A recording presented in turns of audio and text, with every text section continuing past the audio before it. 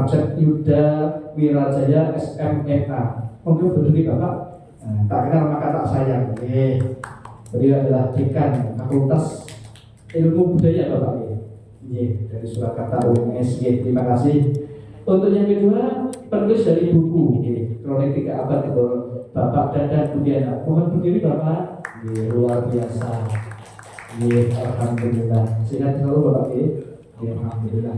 Untuk yang berikutnya, narasumber kita yang berbeda DRS Teguh Wahyu Utomo. Di asmanipun Bapak Tom, kan dia. Tapi bukan Tom Lembong, betul ya. Terima kasih. Terima kasih Bapak Wahyu. Beliau penulis dan wartawan senior. Terima kasih pada pagi hari ini Bapak Ibu semuanya. Kita santai saja, kita santai saja akan membedah buku dengan judul Kronik 3 Abad Temboro. Di sini sejarah itu perlu. Sejarah itu perlu. Kalau tidak tahu sejarah, orang akan mudah ditipu. Itu benar adanya. Jadi langsung saja kita akan pertama dari Bapak narasumber, Bapak Dadan Budiana dulu. Silakan untuk bisa memaparkan materinya pada pagi hari ini. Terima kasih.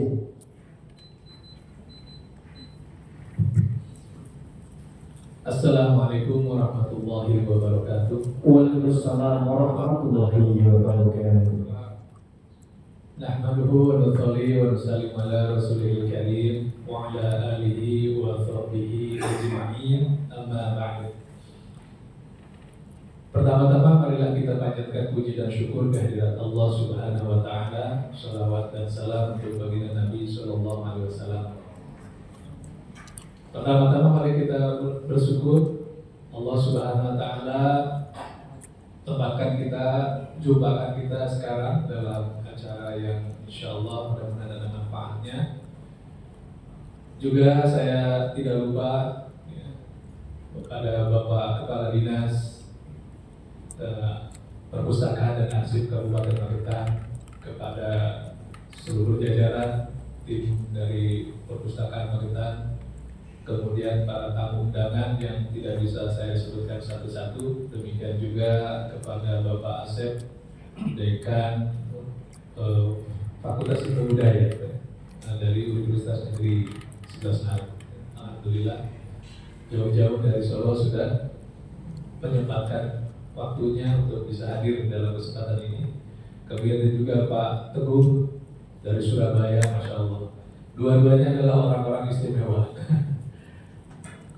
Mungkin dalam kesempatan ini saya ingin menjelaskan atau latar belakang, menginformasikan terlebih dahulu latar belakang bagaimana awal penulisan Kronik 3 Abad Temboro ini. Jadi awalnya itu pada tahun 2018 itu saya dengan keluarga yang pindah ke Temboro. Ini adalah tempat yang baru menurut saya. Kemudian di sana ada pondok yang cukup besar. Jumlah muridnya, santrinya, ya total kurang lebih ada lebih dari 20.000 orang. Menurut saya ini suatu hal yang menarik. Maka awal-awal saya datang ke Temboro itu, saya datang ke toko buku, ingin mencari informasi tentang sejarah Temboro. Ternyata di toko buku itu tidak ada. Saya cari ke toko yang lain, tidak ada juga. Akhirnya saya coba tanya-tanya kepada orang Temboro yang sudah lama, salah satunya ke Pak Syukur. Saya tanya, apakah ada buku tentang sejarah Temboro? Oh tidak ada, nanti belum ada. Oh, Masya Allah, ini sayang. Saya bilang ini tempat yang menarik ini, kok belum ada yang menuliskan tentang sejarahnya gitu. Nah, akhirnya saya pun kemudian lupa gitu. Suatu hari saya mulai tinggal di Temboro, di Masjid Al-Huda. Dari sana kemudian banyak tamu yang berdatangan ke Masjid Al-Huda ini. Nah, jadi dan sebenarnya tamu yang datang itu selalu bertanya, ya terutama yang dari luar kota, bertanya tentang sejarah Temboro. Orang di masjid sendiri itu tidak ada yang berani menjawab secara pasti tentang sejarah Temboro ini gitu. Nah, akhirnya karena pertanyaan itu selalu ada dari setiap tamu yang datang, maka musyawarah takmir. Ini mungkin juga untuk pengalaman untuk takmir. mungkin bisa juga menginisiasi penulisan hal yang serupa di tempatnya masing-masing. Jadi takmir masjid itu kemudian bermusyawarah dan kemudian membuat suatu keputusan bahwa ya mungkin kita perlu mulai menulis sejarah Temboro, kemudian ya diinikan kepada saya karena sebagian dari takmir tahu bahwa saya pernah belajar sejarah sebentar.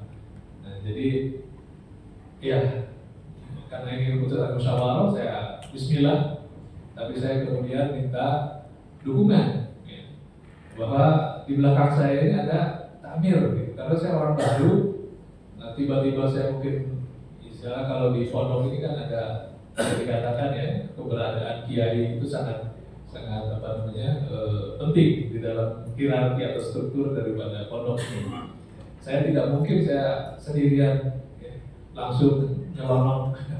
Maka di belakang saya harus ada takmir. Gitu. Maka waktu itu kita pun sholat kepada kiai, minta izin. Jawaban Pak Kiai, bagaimana? Ini kamu mau menulis sejarah Temboro atau sejarah pondok?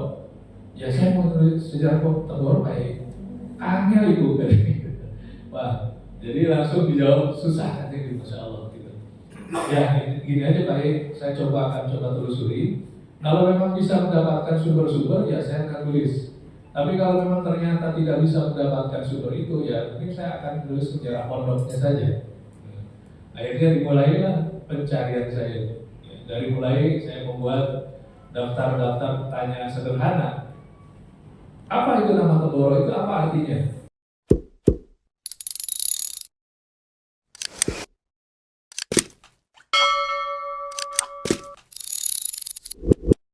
Kemudian sejak kapan kampung ini ada? Atau kemudian juga siapa para pendiri kampung ini? Gitu. Nah, memang kemudian ketika saya mencari yang struktur hukum kampung Temboro itu, jangankan katakanlah sesuatu yang sifatnya keputusan dan sebagainya, gitu. Namanya sendiri banyak yang belum tahu. Saya tanya ke orang tua Temboro, ya. Temboro itu asalnya dari apa? Maknanya apa? Banyak yang tidak tahu. Nah kemudian singkat kata, kemudian saya menelusuri, coba datang ke Dinas Pendidikan. Mungkin saja di Dinas Pendidikan ada bahan-bahan atau terkait dengan sejarah Temboro. Kemudian datang ke Dinas Pendidikan, ternyata di Dinas Pendidikan tidak ada. Akhirnya saya coba datang ke Perpustakaan dan Arsip Magetan. Waktu itu alhamdulillah ada buku, tetapi sumbernya itu adalah dari sumber lisan. Gitu. Dari seluruh kampung desa-desa di Temboro. Saya lupa namanya itu judulnya Legenda dan Desa-desa Temboro itu kurang lebih bukunya seperti itu. Ya. Kemudian saya barulah dapat cerita sedikit tentang Temboro itu. Gitu.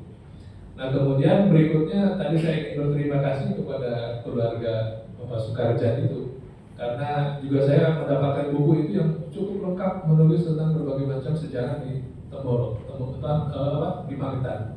Magetan dalam Kamus Politik Indonesia kalau tidak salah judulnya itu. Saya banyak mendapat informasi. Alhamdulillah dari informasi awal itulah kemudian ya istilahnya mulailah dilakukan penelusuran tentang Temboro itu.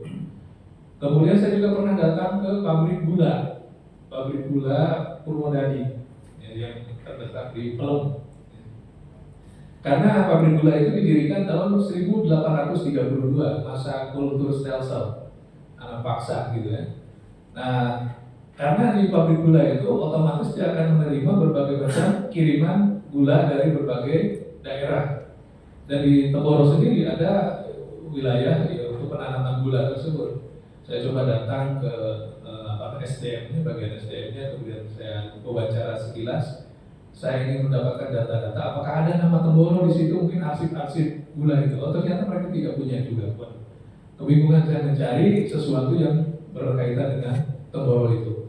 Kemudian saya coba cari di internet. Saya coba di Delver, ya, mungkin kalau para sejarawan biasanya dari website itu gitu, dari Belanda.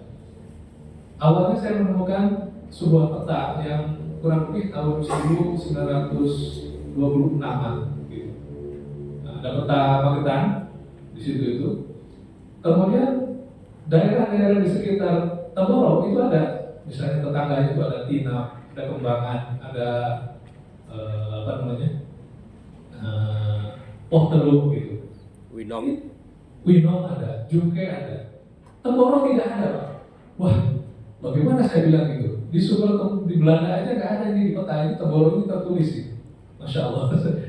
Wah, saya akhirnya pada awal penulisan itu, maka ini alhamdulillah buku yang di sini itu adalah edisi kedua. Pada edisi pertama itu saya sampaikan bahwa sampai tahun 1924 atau 1926 nama Temboro ini belum dikenal, kampung Temboro itu. Awalnya saya membuat semacam pernyataan seperti karena di peta yang dibikin oleh Dinas Topografi Batavia itu tidak tercantum nama Temboro itu, kampung Temboro itu. Sementara kampung-kampung di sekitarnya ada, Taji segala macam gitu. Nah maka, wah ini Temboro itu berarti sesuatu kampung yang sangat baru. Asumsi saya awal seperti itu. Gitu. Nah maka kemudian saya tulis mulai penelusuran dan sebagainya gitu.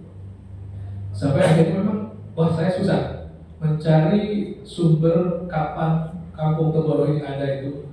Tapi dari buku yang saya baca temukan dari perpustakaan Magetan itu muncul beberapa nama tokoh yang akhirnya wah saya coba ubah strategi dari mencari nama kampung, kemudian akhirnya saya mencari tokoh itu, saya telusuri dan alhamdulillah ternyata nyambung dan sampai ke ya istilahnya yang tertulis di dalam buku itu. Ada beberapa nama besar seperti Baso Togoro, kemudian ada siapa namanya Bajekso kalau di Magetan itu, dan kemudian juga Patih Nerangkusumo yang akarnya itu ke Kerajaan Mataram pada saat itu. Oh ini nama besar gitu. Nah kemudian saya coba juga mencari tahu ini tokoh-tokoh ini betul-betul nama asli atau bukan. Akhirnya kita menelusuri termasuk kepada keturunannya sendiri yang alhamdulillah keturunan dari mereka itu adalah Kiai Temboro. Saya tanya kepada pihak keluarga, nama Sontogoro itu nama asli atau bukan? Mereka pun tidak tahu. Akhirnya naik lagi ke lebih atas. Ada di situ tuh sebutan Bajekso yang makamnya itu kalau di mana tuh? Di Bulukerto itu satu kompleks dengan Bupati Yosenegoro. Bupati Yosenegoro dan istri, kemudian Bajekso dan istri. Satu kompleks ini tuh ada empat makam di situ. Saya tanya juga, yang disebut Bajekso itu nama aslinya siapa? Sampai sekarang saya belum mendapatkan. Masalah jadi memang begitu minimnya sumber-sumber yang terkait dengan Temboro ini. Nah, jadi akhirnya saya masih tetap aja, pokoknya Baso Togoro, kemudian Bajekso, sampai sekarang belum saya tahu. Bahkan termasuk Patih Nerangkusumo itu. Patih Nerangkusumo itu yang mungkin karena ada sejarahnya melawan Belanda, VOC pada saat itu. Maka nama Patih Nerangkusumo itu saya penelusuran berikutnya itu ada banyak nama versi gitu. Ada yang menyebutkan bahwa Mbak Nerangkusumo itu nama aslinya adalah Batar Katong, silsilah yang satu. Saya mendapatkan 3 silsilah. Wah ini makin seperti seperti gunung es gitu. Nampak kecil di atas, tetapi begitu dilihat ternyata ada banyak masalah lagi di dalam itu. Tapi tidak apa-apa lah.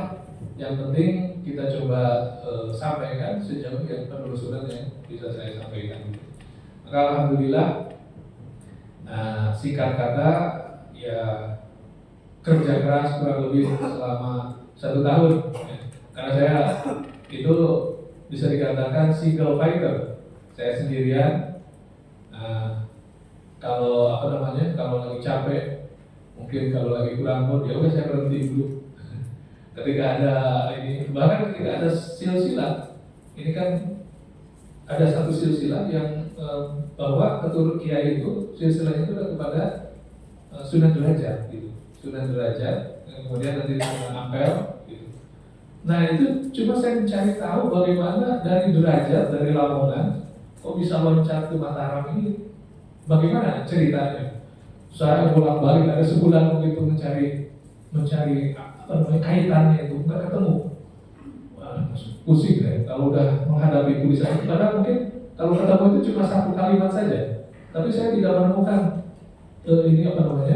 kaitannya itu kok bisa dari keturunan Sunan Derajat dari Lamongan bisa loncat ke Mataram gitu. Ini tuh ceritanya apa yang menyebabkan itu? Meskipun akhirnya berdasarkan wawancara saya mendapatkan informasi tersebut.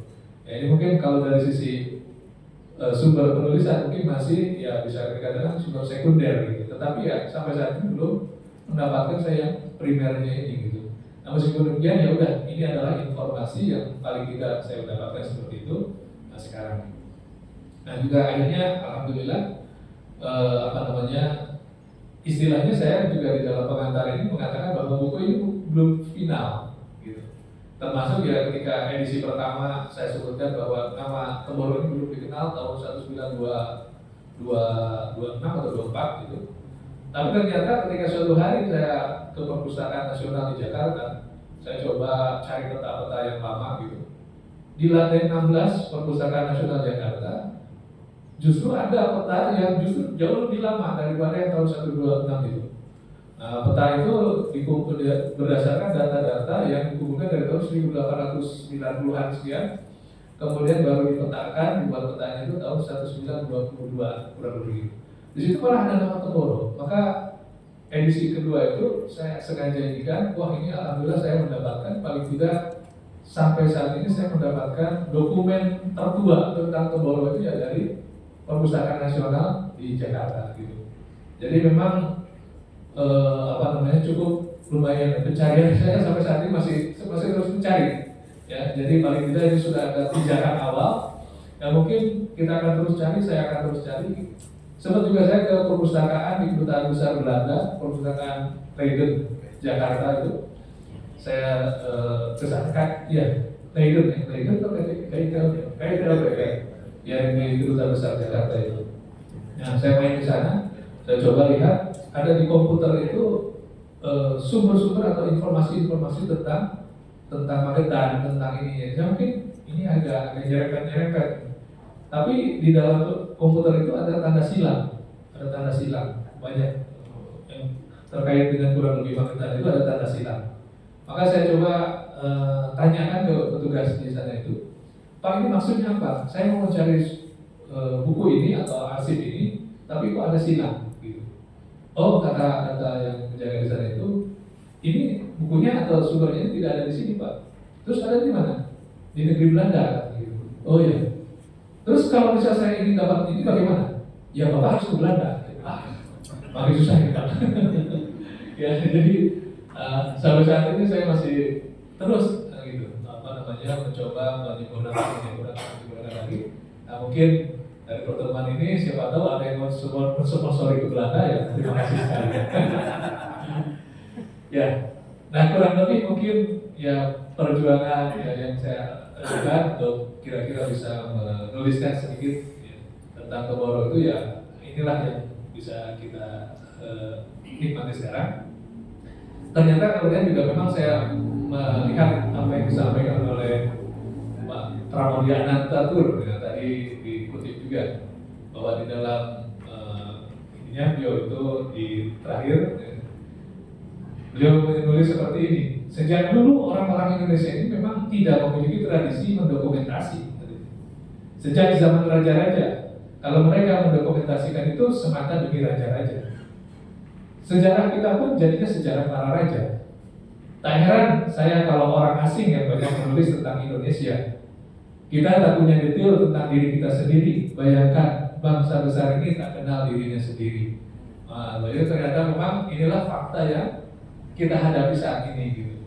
Nah, jadi apalagi kan sekarang ini sejarah Indonesia itu kalau mungkin kita lihat secara keseluruhan, ya kalau sejarah nasional Indonesia itu bahkan mungkin berikutnya itu ada yang membagi tentang sejarah kaum muslimin Indonesia gitu. Jadi kemudian dari sejarah kaum muslimin Indonesia itu ada juga yang sekarang itu mencari sejarah historiografi pesantren Indonesia. Masya Allah ini menjadi PR yang sangat besar bagi kita. Kita hampir tidak punya dokumentasi, termasuk juga Temboro. Zaman Belanda kita masih bisa mencari beberapa sumber yang berkaitan dengan Temboro gitu. Ini pesantren Tromoro itu kurang lebih berdiri tahun ya menjadi ya secara resmi ya 1958. Padahal ya dimulai dari musola kecil tahun 1930-an, kemudian 1958. Ini yang istilahnya generasi kesini sendiri gitu. Kita masih juga kesulitan mendapatkan foto-foto lama, foto awal atau catatan awal dan sebagainya gitu. Jadi memang ternyata kita ini tidak punya tradisi untuk mendokumentasikan. Nah paling tidak inilah usaha mungkin untuk saat ini adalah usaha maksimal yang bisa saya lakukan untuk bagaimana mendokumentasikan tentang Tenggoro. Jadi dan memang dari perjalanan saat itu bahwa memang sejarah lokal ini ternyata tidak bisa berdiri sendiri. Sejarah lokal ini juga terkait dengan sejarah bahkan mungkin bukan hanya nasional tapi juga internasional yang itu ikut mempengaruhi di dalamnya. Kurang lebih mungkin itu yang ingin saya sampaikan. Maka saya sampaikan juga bahwa saya pernah sekolah ambil jurusan sejarah gitu. Tapi udah lama sekali saya tidak pernah berkaitan dengan penulisan sejarah secara akademis gitu. Kemudian juga makanya saya Masya Allah, Alhamdulillah ini ada kalau di pondok ini Pak Kiainya gitu. Pak Asep ini adalah Pak Kiainya gitu. Maka saya ingin sekali mendapatkan nasihat-nasihat, masukan-masukan dari Pak Dr. Asep dan juga ini senior saya juga Pak Teguh ini, Pak Tom ya. Ya dulu juga saya pernah sedikit punya pengalaman menulis. Maka dalam hal ini saya sampaikan bahwa penulisan kronik sejarah ini mungkin tidak murni secara akademis sejarah, tetapi mungkin ada sedikit bahkan lebih kental sedikit jurnalismenya gitu dan sedikit penulisan populer. Itu saya mungkin ingin saya sampaikan tentang latar belakang penulisan ini kepada moderator. Terima kasih. Tepuk tangan untuk Bapak Dr. luar biasa. Bapak tadi saya lihat ini kalau orang Jawa itu telaten, Bapak Ibu, telaten sekali dalam menulis. Ada istilah senajan buk tetes yang diterapkan di kaki titis bakal atas itu menulis. Jadi waktu Jawa itu senajan buk tetes yang diterapkan di kaki titis mungkin bakal atas. Dan semoga nanti berkata setelah berdoa nih Pak Dadang ya, semoga nanti ada sponsor yang nanti memberangkatkan ke Belanda. Barangkali dari Dinas Arpus, dari UMS atau dari Surabaya Pak, bisa mensponsori sponsor utama untuk bisa berangkat ke Belanda. Dan Pak Dadang ya, amin ya. Terima kasih luar biasa. Bapak Ibu yang kami hormati, hanya orang yang mulai dari nol yang akan tahu besarnya angka 1. Jadi insya Allah nanti Bapak Dadang dalam musik ini menjadi berkah Bapak Gih. Terima kasih. Bapak Ibu yang kami hormati, untuk selanjutnya narasumber yang luar biasa dari Surakarta, Bapak Dr. Asep. Monggo Bapak jauh dari Surakarta untuk bisa memaparkan materi untuk pada pagi pada seluruh hadirin yang luar biasa juga. Terima kasih. Monggo Bapak. Baik, bismillahirrahmanirrahim. Assalamualaikum warahmatullahi wabarakatuh. Waalaikumsalam warahmatullahi wabarakatuh. Salam sejahtera untuk kita semua. Pertama perlu saya luruskan, saya bukan dekan Fakultas Ilmu Budaya. Saya saat ini diamanahi menjadi kepala program studi S1 Sastra Indonesia. Baik, terkait dengan kronik 3 abad Tenggoro ini kan menarik ya. Saya beri subjudul menyelami 3 abad sejarah, budaya dan perlawanan masyarakat Tenggoro. Nah, temanya ini sangat menarik karena ini mendokumentasikan sejarah lokal wilayah Tenggoro. Mengapa ini penting? Karena banyak fakta yang menunjukkan kita lupa akan sejarah lokal kita sendiri, dan ini akan sangat berbahaya. Saya berikan contoh yang konkret saja. Kalau ini kan Magetan, kebetulan sebelumnya saya penelitian 3 tahun di Kemukus, Gunung Kemukus. Nah, lanjutnya kalau belum pernah mendengar baru kali ini silakan search di Google Saya 3 tahun Pak, meneliti di Gunung Kemukus. Mereka dibuat seperti itu karena lupa, karena tidak tahu sejarah lokalnya. Sehingga Belanda pada pasca perang Diponegoro melakukan yang namanya proxy war, menciptakan wacana baru bahwa Gunung Kemukus itu menjadi tempat pesugihan yang puncak prosesinya menggunakan hubungan yang tidak sah ya. Nah itu ya, saya membongkar ini Pak, betul, membongkar 3 tahun juga. 3 tahun, jadi itu bahayanya. Dan tidak hanya di Kemukus, panjenengan kerasa gunung kami. Nah ini saya ya kan sebagai sekian. Makam yang ada di Gunung Kawi itu adalah pengikutnya Pangeran Diponegoro dari Trah Keraton Yogyakarta. Di Gunung Kemukus, di dekat Gunung Kemukus itu ada nih makamnya Ageng Serang dari Trah Keraton Yogyakarta. Ada Tumenggung Perwira Wijoyo, itu ahli sarat perangnya Pangeran Diponegoro, Trah dari Surakarta. Bahkan kalau ke Karanggede, ke Boyolali itu ada prasastinya Pak, Sumpah Atiroto antara Paku Buwana ke-6, kemudian Tumenggung Perwira Wijoyo dengan Pangeran Diponegoro. Mereka bertiga bersumpah untuk mengusir penjajah dari wilayah tanah Jawa. Kan luar biasa itu. Tapi kemudian satu lagi, kalau panjenengan pernah mendengar Gunung Salak, itu juga ada cucunya Mangkunegoro yang pertama, cucunya Pangeran Sambernyowo, yang juga membela Diponegoro. Kemudian dia menjadi DPO seumur hidup, akhirnya tidak bisa balik ke Mangkunegaran, tidak bisa mendapatkan takhta, dia meninggal di Gunung Salak. Ketiga gunung ini kemudian dijadikan tempat pesugihan. Padahal ketiga-tiganya ini ulama semua. Karena Belanda takut ada orang Jawa yang bangsawan dan ulama yang bisa menyatukan semuanya untuk mengalahkan Belanda. Pendapatan Belanda dalam menjajah Indonesia 1 tahun itu hanya 2 juta gulden Pak. 1 tahun.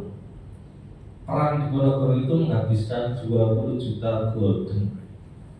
Bangkrut. Nah ini pentingnya sejarah lokal supaya kita tidak dibodohi, tidak lagi kemudian ada cerita-cerita yang aneh-aneh yang justru menyimpang. Nah, ini pentingnya. Nah lanjut Mas. Nah tokoh-tokoh sejarah yang beberapa dalam kronik 3 abad ini kan menarik tadi sudah disampaikan.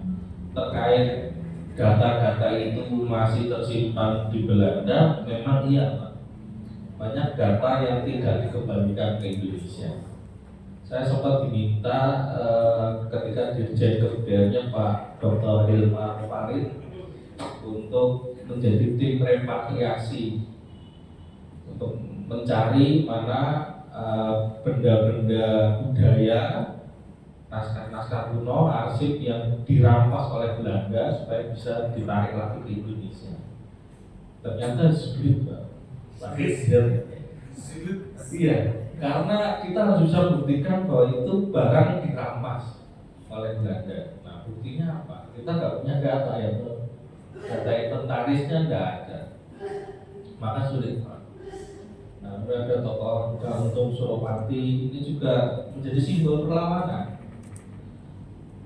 Jadi simbol perlawanan yang sampai hari ini kan banyak misterinya. Nah ini perlu dilacak, termasuk figur kolonial misalnya. Ada pejabat-pejabat misionaris, ya ini yang tadi saya sampaikan bahwa Belanda tahu kalau orang Jawa ini dipersatukan oleh ulama yang sekaligus bangsawan atau bangsawan yang sekaligus ulama, efeknya luar biasa. Maka piye caranya ya supaya bangsawan dimungsuh sama rakyat? Sama hari ini coba kita lihat. Hari ini bangsawannya kan ribut sendiri, rebutan takhta. Tidak di Solo, Di Jogja bentar lagi ya. Ya ini fakta. Sementara ulamanya lah, kalau kemudian makam ulama dijadikan tempat pesugihan tuh, mau bilang misalnya. Karena saya meneliti 3 tahun Pak di Pangeran Samudro makamnya itu yang di dalam, di emperan itu banyak makam kiai Pak. Misalnya masih bisa terbaca ya. Kiai Haji siapa aja, ada nama-namanya itu. Bayang pun, ya tidak bayangan normal ya. Bayang pun, apa ya iya keluarganya kiai rela Pak dimakamkan di tempat lokalisasi semacam itu. Mikir Pak. Betul Pak, betul? Nah, maka figur kolonial ini sangat berpengaruh. Nah, untuk bisa ke Belanda tadi saya tidak bisa memberikan uang langsung Pak, tapi ya selain doa saya ada cara. Bapak bisa membuat proposal ke LPDP atau ke Indonesiana. Nanti cari aja di website program Indonesiana. Saya mengirimkan hari ini sudah 3 mahasiswa Pak, berangkat ke Leiden untuk penelitian karena memang bahannya ada di Leiden. Nah, insya Allah itu bisa menjadi alternatif solusi. Semua biaya di cover Bapak. Ya semua biaya dan ada uang untuk hidup di sana. Kurang. Lampu hijau ini Pak. Ya, jadi bulan Agustus yang lalu berangkat Pak, mahasiswa saya, mahasiswa S2 berangkat ke Leiden. Next. Lanjut. Ya lanjut. Nah ini masa kolonial Belanda. Nah di sini kan kita melihat bagaimana hubungan feodal dan agraria. Ada pabrik tebu tadi yang kultur stelsel, kemudian ada rakyat lokal. Di sini ada hubungan dinamika yang sangat kompleks. Ya, lihat hari ini tebu kita kan hidup segar, masih tak mau. Pabrik gula kita kan seperti itu. Kan kita dipegang oleh 9 raga ya. Iya. Dari Sabang sampai Merauke hanya orang 9 itu yang bermain. Saya tahu karena dulu saya pernah di Bulog Bapak, sebelum jadi dosen. Jadi saya tahu ketika tender yang pegang ya orang-orang itu saja. Dan kita kalah dengan Thailand Pak. Thailand itu punya misi 25 tahun mereka produksi gula, gulanya disubsidi oleh kerajaan, jual ke Indonesia dengan harga yang murah supaya rakyat Indonesia ketagihan karena gula itu melebihi narkoba Pak. Kalau panjenengan kulino ngeteh pakai gula, ya terus pakai gula. Dan itu dosisnya tambah kan ya. Pagi ngeteh, awan ya ngeteh, sore ngeteh, ngeteh. Nah dosisnya tambah Pak. Dan itu 25 tahun, sekarang belum 25 tahun pabrik gula di Indonesia. Coba panjenengan bersama, tinggal berapa liter yang itu. Mikir. Iya, jadi kolonial itu tidak hanya Belanda, Pak. Belanda sudah pulang. Tapi pola-pola yang digunakan oleh Belanda ada yang melanjutkan. Itu yang perlu kita sadari, itu pentingnya belajar sejarah. Next one. Nah, kemudian ada Perang Dunia Kedua. Sekarang kita juga hampir masuk ke zona perang ya Pak. Ya, karena Korea Utara itu kan sudah dikomporin terus ya Pak. Korea Utara. Kemudian Australia itu juga tidak terima kalau Indonesia maju.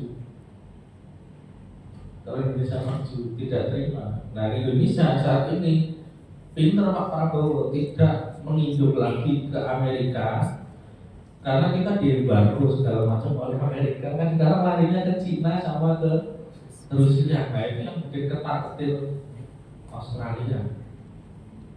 Nah maka ya perlu antisipasi. Nah ini di sosial politik maksudnya geopolitik di luar sana juga perlu kita pertimbangkan. Pentingnya belajar sejarah seperti itu. Next mas. Nah pasca 5 masyarakat Temboro berjuang. menata kehidupan pasca kemerdekaan dalam konteks tantangan baru, dalam konteks nasional tadi.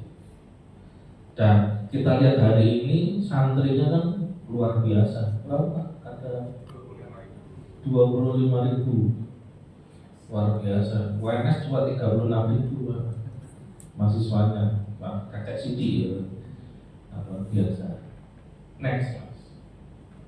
Nah, kita perlu melihat ada pendekatan kronikal, ya. Buku ini menyajikan secara kronik, ya. Menyajikan catatan peristiwa berurutan tadi, ada dokumentasi visualnya. Ini sangat membantu pembaca untuk memahami urutan waktu dengan konteksnya. Nah, kemudian konteks yang lebih luas. Buku ini juga menempatkan sejarah lokal Temboro dalam konteks yang lebih luas. Misalnya dalam konteks Torikot tadi.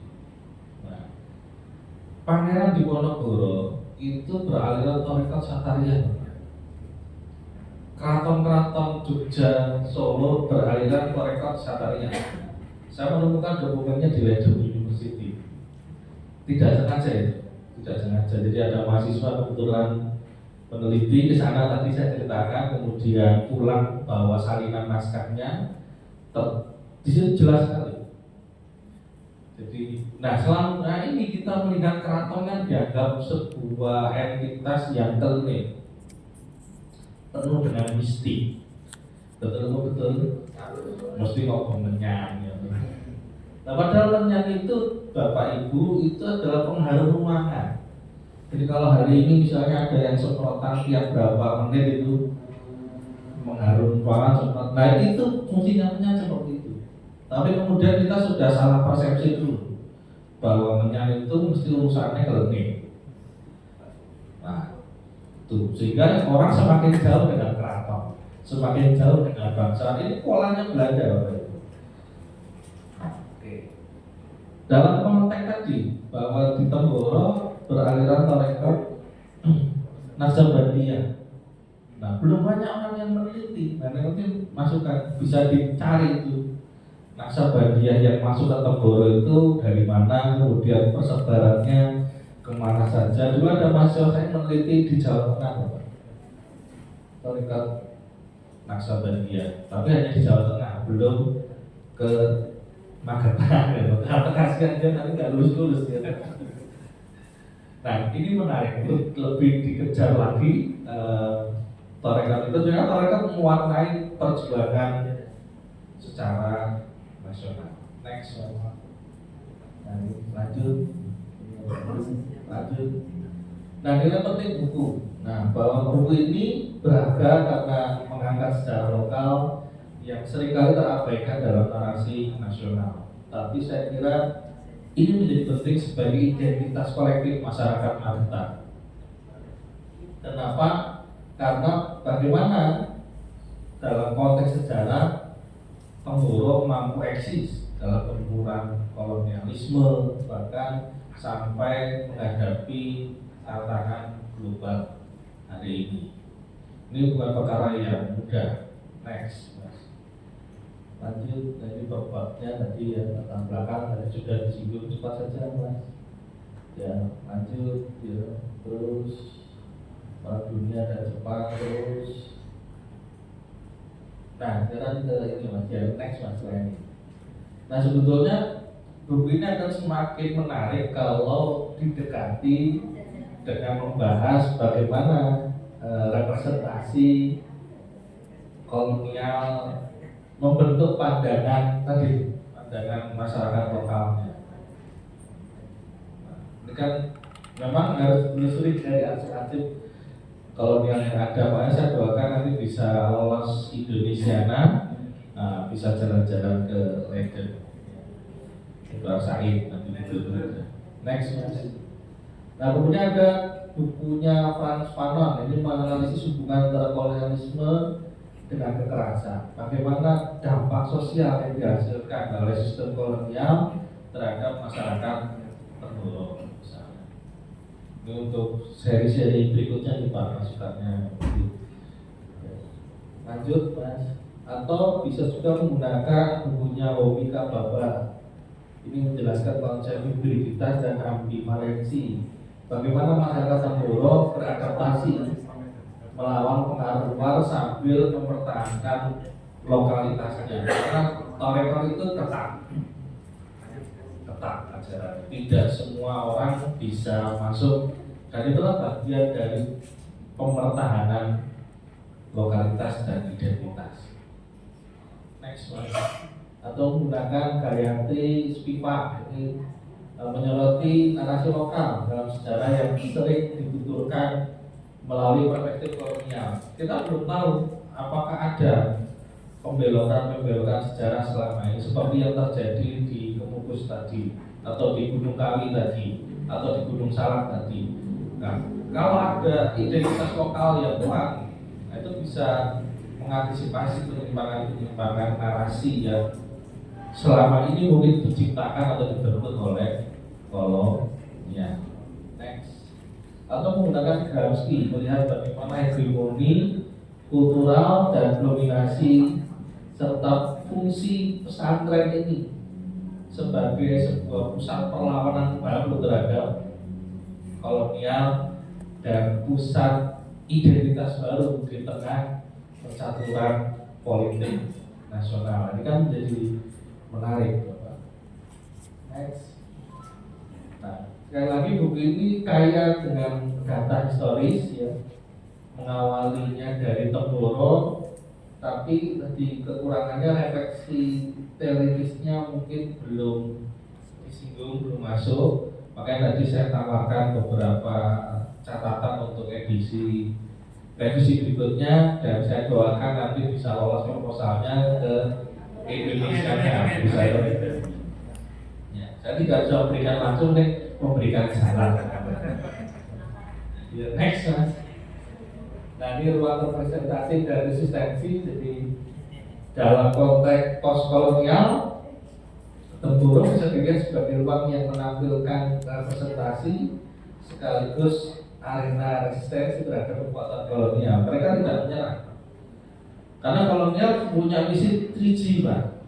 Kalau sekarang sudah 4G ya, masih 3G dia. Golden itu kekayaan, gospel penyebaran agama, glory dan kemenangan. Gospelnya itu yang menyamai. Nah, Tamboro bicara dalam arena itu, dia begitu inklusif untuk torekotnya, tetapi dia sebagai penjaga identitas dan kultural masyarakat. Next one. Maka sekali lagi pentingnya sejarah lokal dalam memahami identitas bangsa. Kita merdeka tidak ujuk-ujuk begitu saja, Pak, tidak. Di Ponorogo tadi mengawali ya, di Jawa, kemudian di Ponorogo ditangkap, dibuang, termasuk PB Pakubono ke-6 itu juga dibuang, dan akhirnya ketahuan mendanai perang di Ponorogo, dibuang ke Manado. Kemudian perlawanan sempat surut, tapi Pangeran Diponegoro kan sempat berpesan kepada seluruh pengikutnya dan santri-santrinya, suruh menanam sawo kecil. Nah itu kan sebetulnya merapatkan barisan. Tanamlah sawo kecil di masjid, di pesantren, itu bisa Pangeran Diponegoro, dan itu yang dilakukan masyarakat. Kita menanam. Ini kadang orang muda maksudnya piye ya. Nah, menanam sawo kecil kita supaya merapatkan barisan. Nah, kemudian sawo kecil sendiri kan menyebarkan kebaikan. Sawo kecil. Nah, itu kan menjadi cikal bakal. Kemudian ada tokoh Haji Umar Said, Cokro Aminoto, itu juga masih muridnya Pangeran Diponegoro, yang kemudian mendidik Soekarno. Akhirnya Soekarno memproklamasikan Indonesia. Sekali lagi ini menjadi sangat penting. Identitas lokal bukan semata-mata desa, bukan, tapi justru dari yang lokal-lokal itulah kita bisa membangun pemahaman tentang Indonesia secara utuh. Next, Mas. Nah, saya kira itu yang bisa saya sampaikan. Kurang lebihnya mohon maaf. Bila taufiq wal hidayah. Assalamualaikum warahmatullahi wabarakatuh. Waalaikumsalam warahmatullahi wabarakatuh.